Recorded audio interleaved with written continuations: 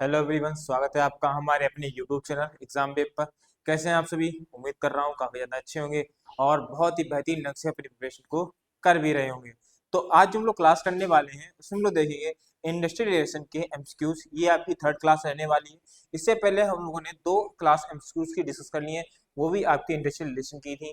यदि वो क्लास आपने कवर नहीं की है तो जैसे ही क्लास खत्म होती है इंडी स्क्रीन पे मैं आपकी वो भी क्लास लगा दूंगा, आप उस क्लास को भी ज्वाइन कर लीजिएगा। वो भी क्वेश्चन आपके लिए काफी ज्यादा महत्वपूर्ण थे और जो हम लोग क्वेश्चन करने वाले हैं वो भी क्वेश्चन आपके काफी ज्यादा महत्वपूर्ण रहने वाले हैं आपके होने वाले एग्जाम ईपीएफओ के लिए। तो चलिए क्लास को शुरू करते हैं बिना देर गवाए। चलिए, क्लास को शुरू करने से पहले कुछ बताना चाहूंगा हमारे ऐप के बारे में और हमारे कोर्स के बारे में। हमारे ऐप का नाम भी एग्जाम वेव है, इसको आप प्ले स्टोर से डाउनलोड कर सकते हैं। इसके अलावा जो भी साथी यूपीएससी ईपीओ की तैयारी कर रहे हैं उनके लेकर हम लेकर आए हैं 449 में ये बैच, जो हिंदी माध्यम में आपके लिए अवेलेबल। जो साथी हिंदी माध्यम में तैयारी कर रहे हैं उनके लिए हम ये बैच लेकर आए हैं, जिसमें आपको एग्जाम प्रिपरेशन कराई जा रही है। सारे सब्जेक्ट आपके कवर कराए गए, स्पेशली आपके जो स्पेशल सब्जेक्ट हैं जैसे आपका industrial relation, labour law, social security, इसके अलावा अकाउंटिंग, ऑडिटिंग, ये सब आपके हिंदी माध्यम में कवर कराए गए हैं। देखिए साथियों, एग्जाम का जो है आपका काफी ज्यादा निकट आ गया है, तो हमें ऐसी प्रिपरेशन करनी है जो हमारे होने वाले एग्जाम के लिए काफी ज्यादा महत्वपूर्ण हो। तो यदि आप ऐसे नोट्स देख रहे हो जो आपके होने वाले एग्जाम के लिए एक बूस्टर प्रदान करे, आपको जो आपकी तैयारी है उसकी एक नई उड़ान प्रदान करे, तो आप हमारे बैच को ज्वाइन कर सकते हो। इसके अलावा दिए गए नंबर है, इस पर आप संपर्क कर सकते हो और बैच संबंधित कोई भी कार्य करनी है तो आप कर सकते हो। सारा बैच जो आपका हिंदी माध्यम में रहने वाला है, इसमें हम आपको सारे सब्जेक्ट कवर कराएंगे। स्पेस सब्जेक्ट के अलावा जैसे आपका polity, economy, computer, math, reasoning, ये सब मात्र हम आपको 449 में कराने वाले हैं। लेकिन यदि आप कूपन कोड इस्तेमाल करते हो FEST100, क्या है FEST100, कूपन कोड इस्तेमाल करते हो तो यही कोर्स आपको मिल जाएगा मात्र 349 रुपए में। कितने में? मात्र 349 में मिल जाएगा। तो देर मत करिए, कोर्स को ज्वाइन करिए और अपनी तैयारी को और अच्छा करिए। चलिए अब हम लोग क्लास को शुरू कर रहे हैं। क्वेश्चन देखते हैं। पहला क्या कह रहा है, देखिए क्वेश्चन नंबर हमारा 51 है, यानी हमने जो पिछली दो क्लासें हुई है उसमें हम लोगों ने कुल 50 क्वेश्चन आपके डिस्कस कर चुके हैं और हम लोग आगे क्लास कर रहे हैं। चलिए क्वेश्चन देखते हैं। तो पहला क्वेश्चन कहता है आज क्लास का कि मजदूरी संहिता 2019 के बारे में बात कर रहा है कि मजदूरी की परिभाषा में किसे शामिल नहीं किया गया है, इसके बारे में बात की जा रही है। देखिए साथियों, वीडियो पसंद आए तो वीडियो को लाइक कर दीजिएगा, चैनल पे नए हैं तो चैनल को भी सब्सक्राइब कर लीजिएगा और बेल आइकन को प्रेस कीजिएगा ताकि वीडियो की लेटेस्ट नोटिफिकेशन सबसे पहले आपको प्राप्त हो। तो यहाँ हमने बात की जा रही है जो मजदूरी संहिता में मजदूरी की परिभाषा की बात की जा रही है। तो क्या मेल जो आपका मूल वेतन है वो क्या आपका आता है? बिल्कुल आता है। इसके अलावा जो आपका महंगाई भत्ता है क्या वो परिभाषा में आता है? बिल्कुल आता है। इसके बाद देखिए मकान किराया भत्ता, जो मकान किराया भत्ता है, हाउस रेंट जो अलाउंस है, क्या वो मिलता है? ये तो आपका आंसर होना चाहिए, नहीं मिलता है। क्या मिलेगा? ये आपका इस परिभाषा में नहीं मिलता है। देखिए जैसे इसके अलावा भी यदि हम लोग पूछें तो जैसे आपका जो किराया होता है, कौन सा? आपका यात्रा किराया हो गया, बोनस हो गया, ये भी आपका इस परिभाषा में नहीं आता है। तो सही आंसर हमारा क्या हो जाएगा? सी ऑप्शन हमारा राइट आंसर होगा। इसके अलावा जो आपका इंसेंटिव है वो भी आपकी परिभाषा में आते हैं, तो ये भी आपका होगा। तो सही आंसर हमारा क्या होगा? सी इसका सही आंसर हो जाएगा। अच्छा क्वेश्चन था। चलिए अगला क्वेश्चन देखते हैं। अगला क्वेश्चन हमारा कह रहा है कि कर्मचारी भविष्य निधि और विविध प्रावधान अधिनियम 1952 या सामाजिक सुरक्षा संहिता 1920 में समाहित जो आपकी कर्मचारी भविष्य निधि और विविध प्रावधान अधिनियम है, ये आपके 2020 की जो सुरक्षा संहिता आई थी, सामाजिक सुरक्षा संहिता, इसमें ये शामिल हो गई थी। इसका उद्देश्य क्या था ये देखना आपसे पूछा गया है। ऑप्शन देखते हैं। सेवानिवृत्ति के बाद कर्मचारी को एक मुश्त राशि प्रदान करके सामाजिक सुरक्षा देना, ये तो ऑप्शन आपको मुझे ठीक लग रहा है। अगला देखते हैं। सेवा के दौरान चिकित्सा और बीमारी के लाभ प्रदान करना। देखिए यहाँ पे देखिए जो आपका कर्मचारी भविष्य निधि जो समाज सुरक्षा प्रदान की गई थी, जो अब आया था, ये इसीलिए आया था जब कर्मचारी रिटायर हो जाता है तब उसके होने वाले भविष्य के लिए हमें सुरक्षा प्रदान करनी है। ऐसे हमें पेंशन देना है कर्मचारी को और बीमा देना है। तो इसमें हमें सही आंसर हमारा यही हो जाएगा कि कर्मचारी को ऐसी एक राशि देनी है जो उसके भावी भविष्य के लिए अच्छी साबित हो, उसका जो भविष्य है बुढ़ापा है वो सही से गुजरे। तो सही आंसर हमारा क्या हो जाएगा? यहीं पे हमारा सही आंसर हो जाएगा ए। आगे क्वेश्चन देखते हैं। अगला क्वेश्चन कह रहा है कि प्रबंधन में श्रमिकों की सहभागिता के बारे में बात कर रहा है कि संदर्भ में सहभागिता का कौन सा स्तर श्रमिकों को वास्तविक निर्णय की शक्ति प्रदान करता है और उन्हें प्रबंधन निदेशक के रूप में बोर्ड में शामिल करता है, बोर्ड में शामिल करता है सहभागिता का कौन सा स्तर है, यहाँ हमसे पूछा गया है। चलिए ऑप्शन देखते हैं। परामर्शी दात्री सहभागिता, सूचनात्मक सहभागिता, प्रशासनिक सहभागिता और निर्धारक सहभागिता। क्या है? निर्णय निर्धारक सहभागिता। यहाँ पे परामर्शी दात्री सहभागिता की बात की जा रही है। ये जो सहभागिता होती है ये किस प्रकार की सहभागिता होती है? तो यहाँ पे जो आपका श्रमिक होते हैं और जो निदेशक होता है, जो प्रबंधन बोर्ड होता है, वो क्या करता है, एक दूसरे को परामर्श देते हैं। जो श्रमिक होगा प्रबंधन बोर्ड को परामर्श देगा। और यहाँ पे हमें जो स्तर बात की जा रही है वहां पे वास्तविक निर्णय की बात करें। वास्तविक निर्णय लेना यानी हमें शक्ति ऐसी मिले, यदि हम जो श्रमिक है अगर प्रबंधन में कोई निर्णय ले तो वह निर्णय माना जाए। तो यहाँ पे केवल परामर्श दे सकता है, निर्णय तो ले नहीं सकता। सूचना, जो आपके दूसरा ऑप्शन पूछ रहा है सूचनात्मक सहभागिता, यहाँ पे केवल सूचना मिलेगी एक दूसरे को, तो ये भी नहीं हुआ। प्रशासनिक सहभागिता ये भी नहीं होगा। निर्णय निर्धारक सहभागिता ये जो होता है ये सबसे उच्चतम स्तर होता है, श्रमिक का और प्रबंधन के लेवल का सबसे उच्चतम स्तर होता है। यहाँ क्या होता है, यहाँ श्रमिक होता है निर्णय लेने की शक्ति इसको मिलती है और एक वास्तविक ऐसी शक्ति मिलती है जो प्रबंधन में वह अपने निर्णय ले सकता है। तो सही आंसर क्या होगा हमारा? डी इसका सही आंसर हो जाएगा। इस प्रकार से हमारा डी इसका सही आंसर होगा। आगे क्वेश्चन देखते हैं। ट्रेड यूनियन के बारे में बात कर रहा है कि ट्रेड यूनियन की भूमिका के संदर्भ में निम्नलिखित में से कौन सा कार्य ट्राई, क्या है, ट्राई एसोसिएशन, ट्राई एसोसिएशन की अवधारणा को सबसे अच्छे से दर्शाता है, की अवधारणा को सबसे अच्छे से दर्शाता है। तो ट्राई एसोसिएशन जो होता है, ट्राई एसोसिएशन जो है वो आपका तीन भागों में बटा होता है। तीन भागों में कौन सा बटा होता है? पहला तो होता है वो आपके होते हैं श्रमिक होते हैं, क्या साथी होते हैं, तो पहले आपके श्रमिक हो गए। दूसरा क्या होगा? तो दूसरा आपका होगा नियोक्ता, क्या होगा? नियोक्ता होगा। और तीसरा क्या होता है? तीसरा आपका सरकार होता है, राज्य होता है, ठीक है।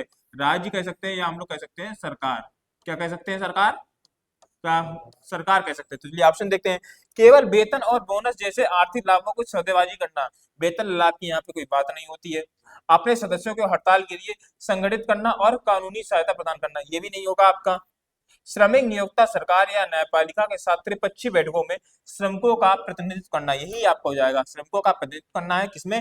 सरकार में, न्यायपालिका में, नियोक्ता में, जहां पे बैठक हो रही है यहाँ में क्या करना है? अपने श्रमिकों का प्रतिनिधित्व करना है। तो सही आंसर क्या होगा इस प्रकार से? हमारा सी इसका सही आंसर हो जाएगा, सी। चलिए अगला क्वेश्चन क्या कहता है?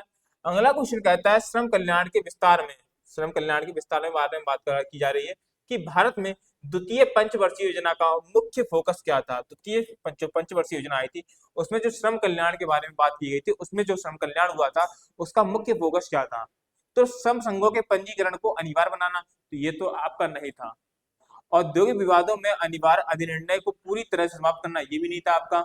श्रम कल्याण अधिकारी की नियुक्ति को अनिवार्य बनाना, यही आपका जो श्रम कल्याण अधिकारी है जो श्रमिकों के कल्याण के बारे में बात करेगा, या आप लोग कहेंगे जो कोई विवाद होता है, ठीक है, कोई यदि विवाद होता है श्रमिकों के बीच में और नियोक्ता के बीच में, तो श्रम कल्याण अधिकारी क्या होगा? उस विवाद को निपटारा करेगा। तो ये श्रम कल्याण जो अधिकारी था इसका ये अनिवार्य रूप से इसकी क्या है? नियुक्ति कोई बना दी गई थी। तो सही आंसर क्या होगा इस प्रकार से? हमारा सी इसका सही आंसर होगा। आगे क्वेश्चन। औद्योगिक संबंध संहिता 2020 के तहत छटनी की परिभाषा में से, छटनी की बात की जा रही है, किसकी? छटनी की। छटनी की परिभाषा से किसे स्पष्ट रूप से बाहर रखा गया है? बाहर रखा गया है। देखिए छटनी जो होती है वो किसके पास होती है? तो श्रमिकों की ही तो की जाती है। और कौन करता है? तो वो करता है नियोक्ता, हमारा करता है। चलिए देखते हैं। निरंतर खराब प्रदर्शन के कारण सेवा समाप्ति, ये तो बिल्कुल है। यदि श्रमिक क्या है, निरंतर खराब प्रदर्शन कर रहा है तो श्रमिक जो नियोक्ता क्या होगा? उस श्रमिक को तो बाहर निकाल ही देगा। तो ये तो बिल्कुल रखा जाएगा। और हमसे बाहर, जो बाहर रखा गया उसके बारे में बात की, ये तो अंदर है। चिकित्सा के आधार पर सेवा समाप्ति, यदि श्रमिक जो है क्या है, उसका ऐसी बीमारी हो जाती है या उसको इलाज वगैरह कराना है तो भी उसकी छटनी की जा सकती है। कर्मचारी की स्वैच्छिक सेवानिवृत्ति या अधिवर्षिता के कारण सेवा समाप्ति, यही आपका होगा। क्या होगा? यही आपका इस प्रकार से हो जाएगा। इसके अलावा औद्योगिक विवाद के कारण सेवा समाप्ति, ये भी आपका होगा, क्योंकि यदि श्रमिक का और नियोक्ता के बीच विवाद होता है तो नियोक्ता जो है श्रमिक को बाहर निकाल सकता है, प्रबंधन से बाहर निकाल सकता है, या फिर फैक्ट्री है या कंपनी है उससे बाहर निकाल सकता है। ठीक है, तो बचा क्या हमारा? सी ऑप्शन ही हमारा केवल बचता है। आए क्वेश्चन। सामूहिक सौदेबाजी को प्रभावित करने वाले कारकों में श्रम की एकजुटता किस श्रेणी में आता है? श्रम की एकजुटता जो होती है वो किस श्रेणी में आती है? देखिए यहाँ पे एकजुटता की बात है। एकजुटता कौन करेगा? यूनिटी कौन करेगा? तो इंसान ही करेगा ना। और इंसान करेगा, आर्थिक रूप से तो नहीं करेगा। आर्थिक रूप से बिल्कुल नहीं करेगा, कानूनी रूप से भी नहीं करेगा, सामाजिक मनोवैज्ञानिक कारक रूप में करेगा। किसके रूप में करेगा? सामाजिक और मनोवैज्ञानिक कारक रूप में करेगा। देखिए जो एकजुटता होती है, यूनिटी होती है, वो कैसे होती है? जो समाज मिलते हैं, हिंदू मुस्लिम, ऐसा तो नहीं है कि फैक्ट्री में केवल हिंदू ही काम कर रहे हैं, मुस्लिम काम नहीं कर रहे होंगे, या फिर जो पुरुष काम कर रहे हैं महिलाएं काम नहीं कर रही होंगी, ऐसा नहीं होता है। सब वर्ग के सभी लोग काम करते हैं। तो समाज सारा जब मिलेगा ना, तभी तो यूनिटी बनेगी। तो इस प्रकार सामाजिक और जो मनोवैज्ञानिक मनोदशा होती है, इसका कारक बनता है कौन सा? श्रम की एकजुटता बनती है। तो सही आंसर क्या होगा इस प्रकार से? सी इसका सही आंसर होगा। चलिए आगे क्वेश्चन देखते हैं। निम्नलिखित में से कौन सा कारक औद्योगिक विवादों के समाधान के लिए स्वैच्छिक मध्यस्थता के उपयोग को बाध्यकारी अधिनिर्णय की तुलना में अधिक सफल बनाता है? बाध्यकारी अधिनिर्णय की बात की जा रही है, औद्योगिक विवादों के समाधान के लिए स्वैच्छिक मध्यस्थता की बात की जा रही है। किसकी? स्वैच्छिक मध्यस्थता की बात की जा रही है। तो इसमें ऑप्शन जो सही होगा आपका, तो कौन सा होगा? तो ऑप्शन सही होगा आपका बी। स्वैच्छिक मध्यस्थता होती है, इसमें न्याय प्रक्रिया की जटिलता कम हो जाती है। न्यायिक जो प्रक्रिया होती है इसकी जटिलता कम हो जाती है। किस प्रकार से जटिलता कम होती है? स्वैच्छिक मध्यस्थता यानी दो व्यक्ति मिले, उन्होंने खुद से स्वैच्छिक रूप से यानी स्वयं की इच्छा से क्या किया? जो विवाद हुआ था उसका समाधान कर लिया। जब विवाद का समाधान कर लिया तो यानी क्या है? जो बात थी दो व्यक्तियों के बीच रह गई, दो संघों के बीच रह गई, न्यायालय में नहीं गई। आप जानते हैं कि बात न्यायालय में जाती है तो बात क्या होती है? लंबी खिंचती है। वकील होंगे, वो क्या जज भी बैठेंगे, इधर की बात सुनी जाएगी, उधर की बात सुनी जाएगी, तारीखें पे तारीख पे होगी। इसके बाद क्या होगा? जो प्रक्रिया है काफी जटिल होती जाएगी और जो न्याय होगा वो काफी समय बाद मिलेगा। तो या यदि स्वैच्छिक मध्यस्थता हो जाती है, स्वयं की इच्छा से जो विवाद सॉल्व हो जाता है, तो वो तो काफी जल्दी से जल्दी सॉल्व हो जाएगा। तो सही आंसर का इस प्रकार से क्या होगा हमारा? सी इसका सही, सॉरी बी इसका सही आंसर होगा।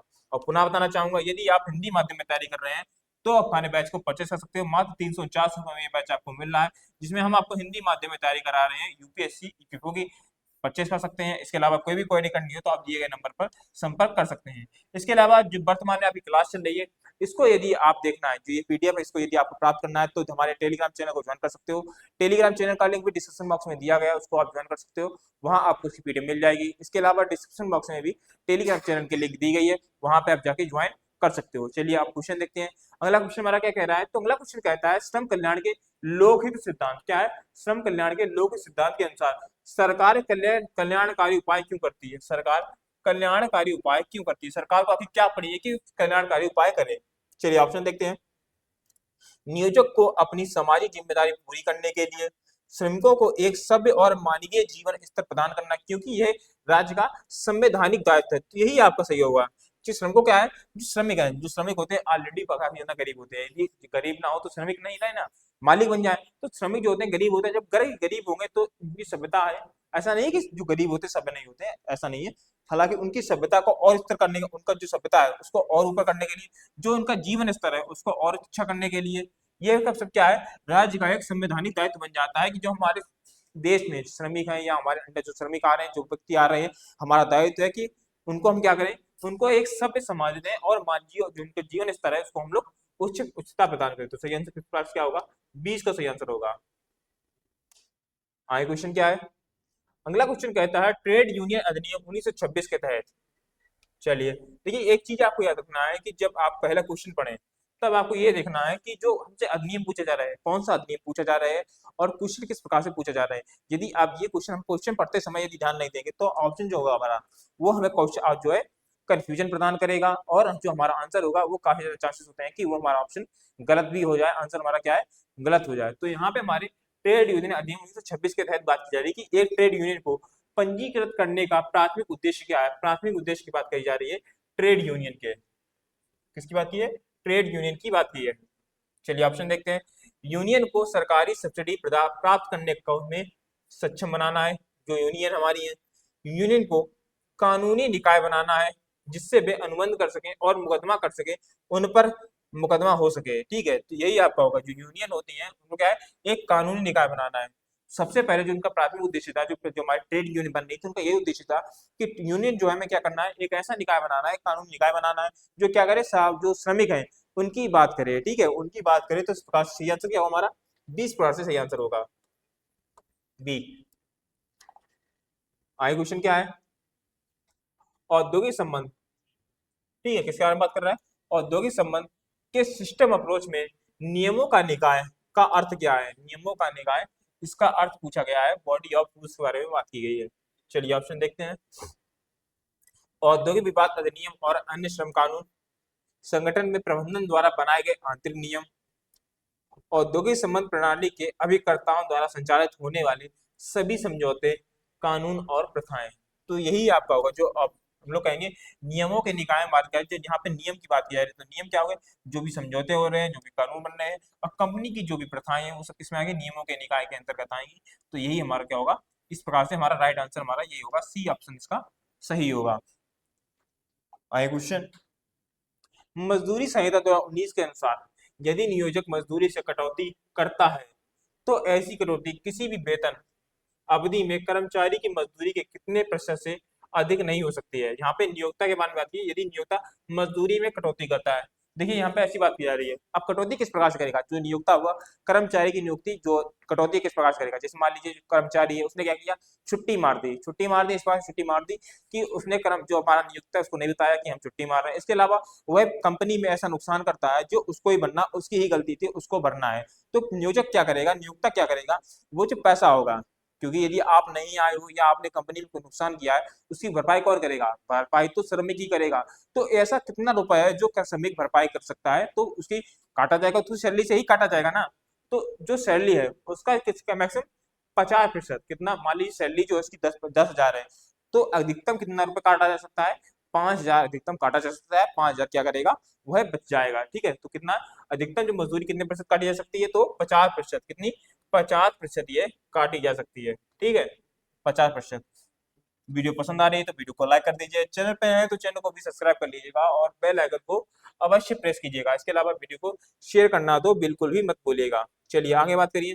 औद्योगिक संबंध के अनुसार, इसके संबंध में बात की जाए, औद्योगिक संबंध में डनलप का सिस्टम अप्रोच और बहुवादी दृष्टिकोण के बीच मुख्य वैचारिक अंतर क्या है? किसके बारे में बात की जाए? डनलप का सिस्टम अप्रोच और बहुवादी दृष्टिकोण के बीच मुख्य वैचारिक अंतर के बारे में बात की गई है। चलिए देखते हैं ऑप्शन। सिस्टम अप्रोच संघर्ष को अपरिहार्य मानता है, जबकि बहुलवादी दृष्टिकोण सहयोग को अनिवार्य मानता है। अगला कह रहा है सिस्टम अप्रोच इंडस्ट्रियल रिलेशन को नियमों के निकाय के रूप में देखता है, जबकि जो बहुलवादी दृष्टिकोण है इसे शक्ति संघर्ष के रूप में देखता है। तो जो डनलप ने अपना सिस्टम अप्रोच दिया था, किसके बारे में दिया था? बहुवादी दृष्टिकोण के बीच दिया था, इनके बीच था। तो डनलप का जो सिस्टम अप्रोच था वो नियमों के निकाय में बात कर रहा था, जबकि जो बहुवादी दृष्टिकोण है वो पावर स्ट्रगल की बात करता है। तो सही आंसर क्या होगा हमारा? 20 का से सही आंसर हो जाएगा बी। आगे क्वेश्चन क्या है? औद्योगिक संबंध संहिता 2020 के तहत छटनी करने से पहले नियोक्ता को कामगारों के कितने दिन पहले नोटिस देना अनिवार्य है? नियोक्ता को कितने दिन पहले जो है नोटिस देना अनिवार्य है यदि 100 से अधिक कर्मचारी वाले प्रतिष्ठान पर विशेष प्रावधान लागू ना हो। चलिए 2020 की बात की गई है और छटनी की बात की गई है। और नियोक्ता यदि कर्मचारी को निकाल देता है तो कितने दिन पहले से नोटिस देना चाहिए कि भैया हम आपको निकाल रहे हैं कंपनी से, आप अपना दूसरा काम ढूंढ लीजिए। तो सही इसका आंसर क्या होगा? सही इसका आंसर होगा 30 दिन। कितना? 30 दिन है। कितना है? 30 दिन। जो नियोक्ता है उसको 30 दिन पहले कामगारों को ये नोटिस देना पड़ेगा कि भैया हम आपको निकाल रहे हैं, आप क्या करें, आप अपनी जो जगह है दूसरी जगह देख लें, आप अपनी जो नौकरी है दूसरी जगह तय कर लें। ठीक है, सही आंसर हमारा क्या होगा? सी इसका सही आंसर हो जाएगा, सी। इसके अलावा यदि कर्मचारी है, कर्मचारी तालाबंदी करता है या हड़ताल करता है, तब उसे कितने दिन पहले नोटिस देना चाहिए? यदि क्वेश्चन इस प्रकार पूछा जाए कि तालाबंदी है, क्या है? तालाबंदी है या क्या आपकी, या आपकी हड़ताल है,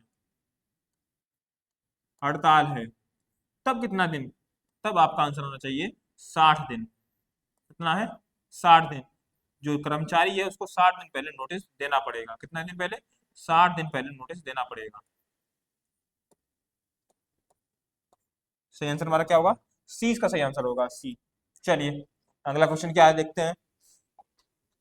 अगला क्वेश्चन कह रहा है श्रम कल्याण के कार्यात्मक सिद्धांत की मुख्य आलोचना क्या है? किसके बारे में बात कर रहा है? कार्यात्मक सिद्धांत के बारे में बात की जा रही है, इसकी मुख्य आलोचना क्या है? चलिए देखते हैं।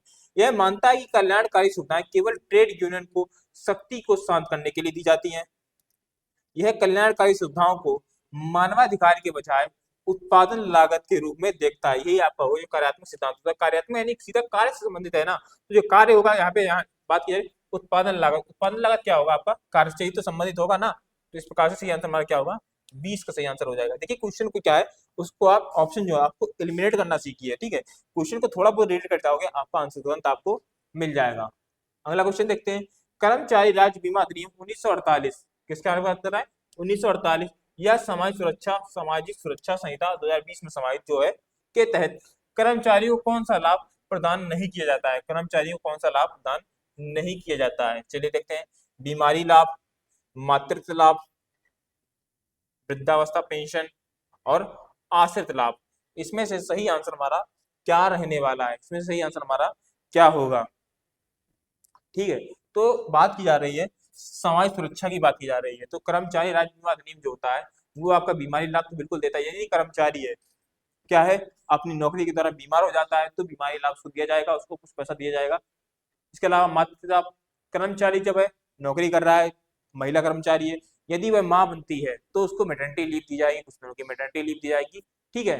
तो मातृत्व लाभ भी उसको मिलता है। वृद्धा पेंशन जो होती है वो क्या होती है, वो कर्मचारी को दी जाती है कब, जब वो रिटायर हो जाता है। तो रिटायर जब होता है यहाँ पे कर्मचारी राज्य बीमा अधिनियम तो आपका बिल्कुल नहीं आएगा, ठीक है। इसके अलावा आश्रित लाभ, यदि कर्मचारी जो होता है नौकरी के दौरान मर जाता है तो उसको जो आश्रित होते हैं कुछ पेंशन दी जाती है, पैसा दिया जाता है, या उनको नौकरी दी जाती है। वृद्धा पेंशन जो होती है वो कर्मचारी को दी जाती है, लेकिन उसका क्या होता है, नौकरी के बाद दी जाती है। तो यहाँ पे दौरान की बात होगी हमारी, तो यहाँ पे इस प्रकार से आंसर क्या होगा हमारा, सी का सही आंसर होगा। वृद्धा पेंशन योजना जो होगी वो आपकी जो है समाज सुरक्षा संहिता जो होती है वो आपकी नहीं देती है। तो हम लोग यदि बात करें कि वृद्धा पेंशन होती है कौन देता है, तो कर्मचारी जो होता है कर्मचारी राज्य निधि योजना, ठीक है, इसके तहत ये दी जाती है। तो सही आंसर हमारा क्या होगा, सी का सही आंसर होगा, ठीक है। ये हम लोग कहेंगे जो कर्मचारी भविष्य निधि योजना है उसके तहत ये जो आपकी वृद्धावस्था पेंशन है ये आपकी दी जाती है।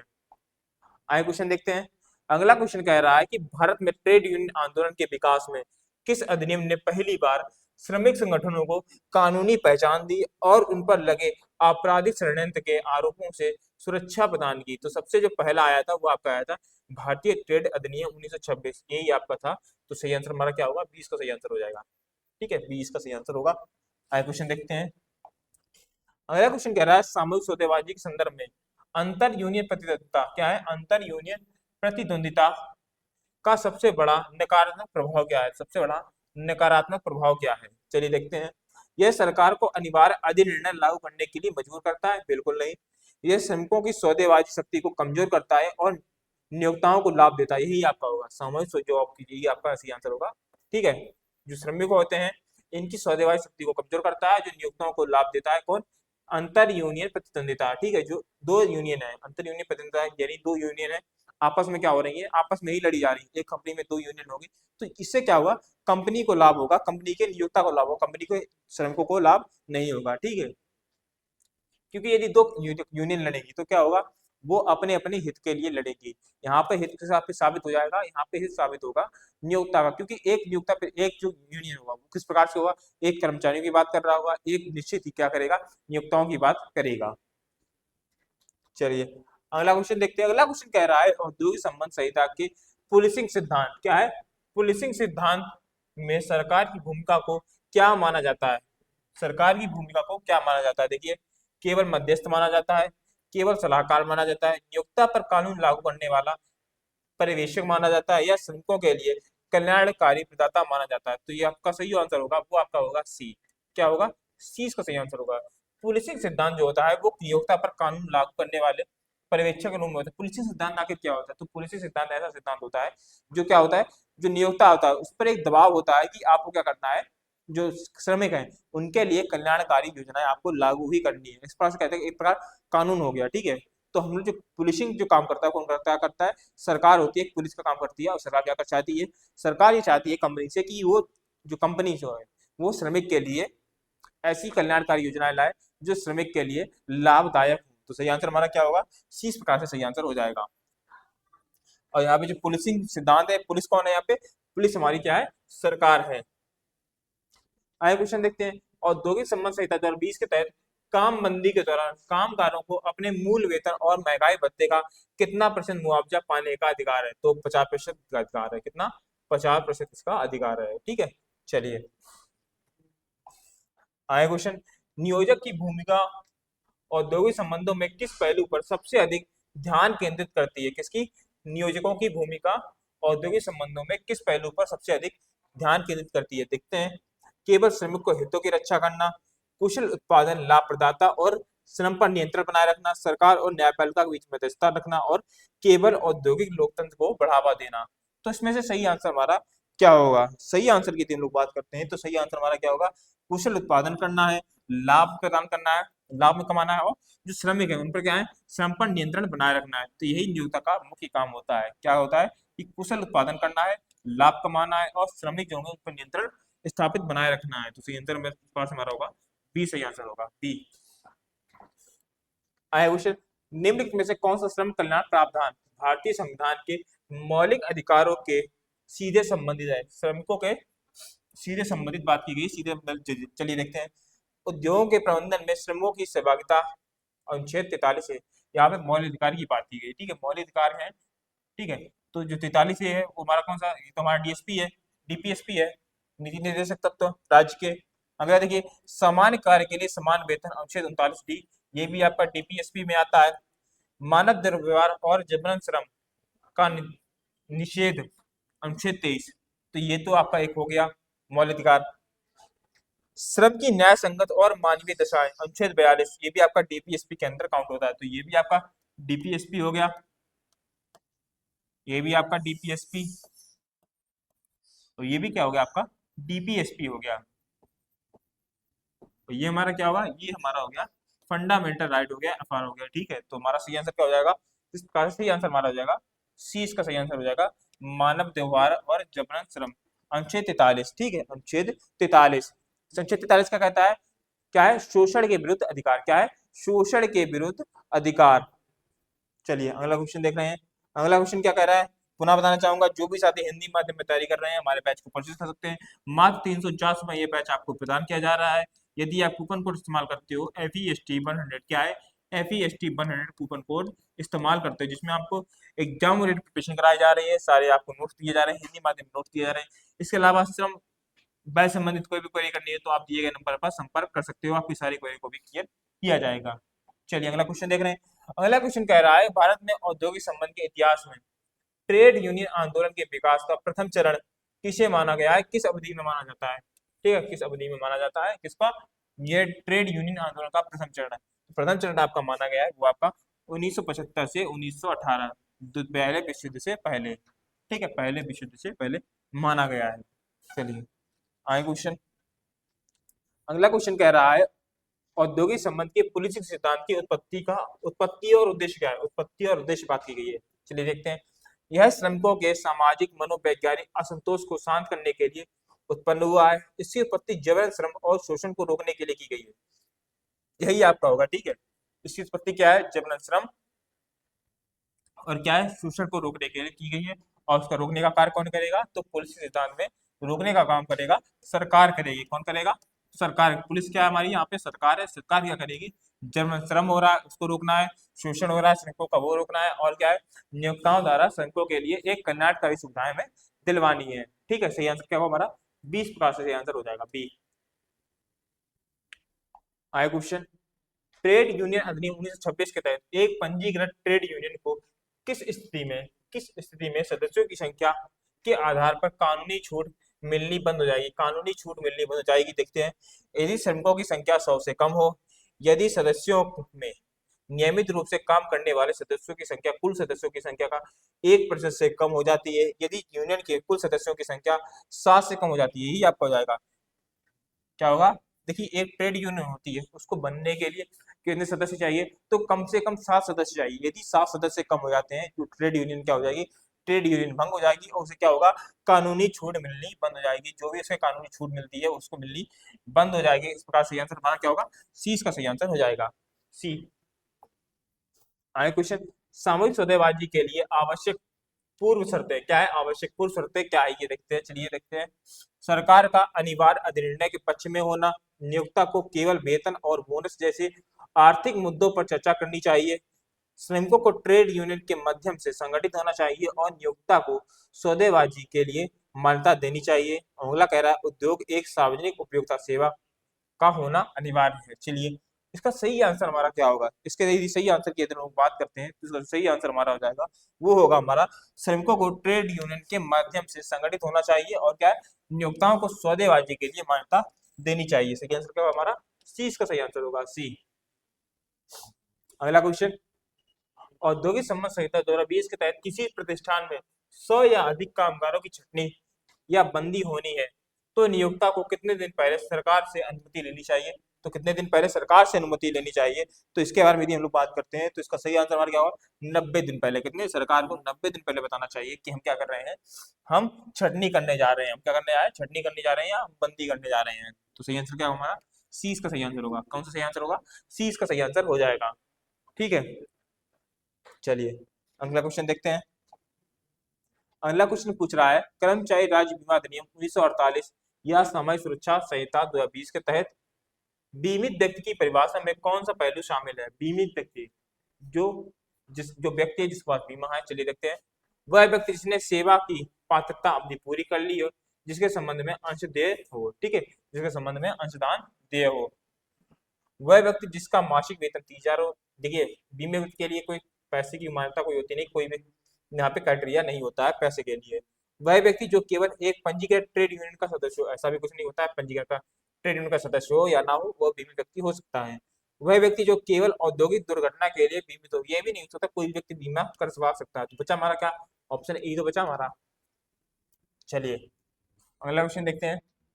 अगला क्वेश्चन कह रहा है कि प्रबंधन में श्रमिकों की सहभागिता के विभिन्न मॉडलों में किस मॉडल को मानव संबंध दृष्टिकोण भी कहा जाता है? मानव संबंध दृष्टिकोण भी कहा जाता है। चलिए ऑप्शन देखते हैं। परामर्शदात्री मॉडल, निर्णय निर्धारक मॉडल, सूचनात्मक मॉडल या सही निर्धारित मॉडल। कौन सा इसका सही आंसर हो जाएगा? इसके आदि आंसर की हम लोग बात करते हैं तो इसका सही आंसर हमारा होगा परामर्शी मॉडल। क्या होगा? परामर्शदात्री जो मॉडल होता है वो क्या होता है? मानव संबंध मॉडल। देखिए, ये परामर्श होगा, परामर्श कौन देता है? यदि हम आपको भला चाहेंगे तभी तो हम आपको परामर्श देंगे, नहीं भला चाहते तो परामर्श बिल्कुल नहीं देने वाले हम आपको। भाई आपके मन में जो है वो करना चाहे वो आप कर सकते हो। परामर्श हम तभी देंगे जब आपको हम भला चाहेंगे और हमारे दिल में जो बात है यदि आपके लिए चाहिए तो हम आपको परामर्श दे रहे हैं। ठीक है, तो परामर्श, तो सही आंसर हमारा क्या होगा? ए इसका सही आंसर हो जाएगा, ए। अब हम लोग देखेंगे आज की क्लास का लास्ट क्वेश्चन। क्वेश्चन देख लेते हैं। मजदूरी संहिता 2019 में समान कार्य के लिए समान वेतन के प्रावधानों में किस आधार में भेदभाव को स्पष्ट रूप से प्रतिबंधित किया गया है? स्पष्ट रूप से प्रतिबंधित किया गया है किस प्रकार के भेद को? चलिए इसका आंसर मैं बताना चाहूंगा। इससे पहले आपको बताना चाहूंगा, वीडियो पसंद आई है तो वीडियो को लाइक कर दीजिए, चैनल पर नए हैं तो चैनल को भी सब्सक्राइब कर लीजिए और बेल आइकन को प्रेस कीजिए ताकि वीडियो की लेटेस्ट नोटिफिकेशन सबसे पहले आपको प्राप्त होती रहे। चलिए ऑप्शन देखते हैं। ऑप्शन कह रहा है कौशल और अनुभव। बिल्कुल नहीं, कौशल और अनुभव के आधार में हमें तो भेदभाव नहीं करना है। लिंग के आधार पर भेदभाव हमें नहीं करना है। भौगोलिक क्षेत्र के आधार पर भेदभाव नहीं करना है। नियोक्ता और कर्मचारी की सहमति पर भेदभाव यहाँ पे प्रतिबंधित की बात की गई है। तो यहाँ पे देखिए, लिंग के आधार पर हमें भेदभाव नहीं करना है। ठीक है, लिंग के आधार पर हमें भेदभाव नहीं करना है। यदि एक व्यक्ति के पास कौशल कम है और अनुभव कम है, उसकी किसी बात ज्यादा है तो उसको हम भेदभाव कर सकते हैं। लिंग के आधार पर हम भेदभाव नहीं कर सकते हैं। महिला या पुरुष के आधार पर भेदभाव नहीं कर सकते हैं। तो सही आंसर क्या होगा हमारा? 20 का सही आंसर हो जाएगा। कौन सा सही आंसर होगा? 20 सही आंसर हो जाएगा। तो आज की क्लास को हम यहीं पर रखे हैं। पुनः मैं आपको बताना चाहूंगा, यदि आपको हिंदी माध्यम में तैयारी करनी है और हमारा बैच परचेस करना है तो आप बैच परचेस कर सकते हो। हमारे ऐप एग्जाम वेब को डाउनलोड कर लीजिएगा, वहां आपको ये कोर्स मिल जाएगा। हिंदी माध्यम में आपको कोर्स करा रहे हैं ईपीएफओ का। इससे संबंधित कोई भी क्वेरी करनी है तो हमारे दिए गए नंबर है, इस पर संपर्क कर सकते हो। बैच की खास बात यह है कि हम आपको सारे कोर्स जो है आपका सब्जेक्ट कवर करा रहे हैं, चाहे आपके हिस्ट्री सब्जेक्ट हो, इसके अलावा आपके जीएस का पोर्शन हो, math, reasoning, science, polity, economy, industrial relation, labour law, social security, accounting, auditing, computer, ये सब आपको हम हिंदी माध्यम में कवर करा रहे हैं। मात्र कितने रुपए में? मात्र 349 में आपको कवर करा रहे हैं। तो एक अफोर्डेबल प्राइस है, आप इसको परचेस कर सकते हो, अपनी तैयारी को और अच्छा कर सकते हो। इसके अलावा हमें इंस्टाग्राम पे भी फॉलो कर सकते हो और हमारे टेलीग्राम चैनल को भी ज्वाइन कर सकते हो। चलिए क्लास को अब यहीं पे एंड करेंगे, मिलते हैं अगली क्लास में। थैंक यू, जय हिंद, जय भारत।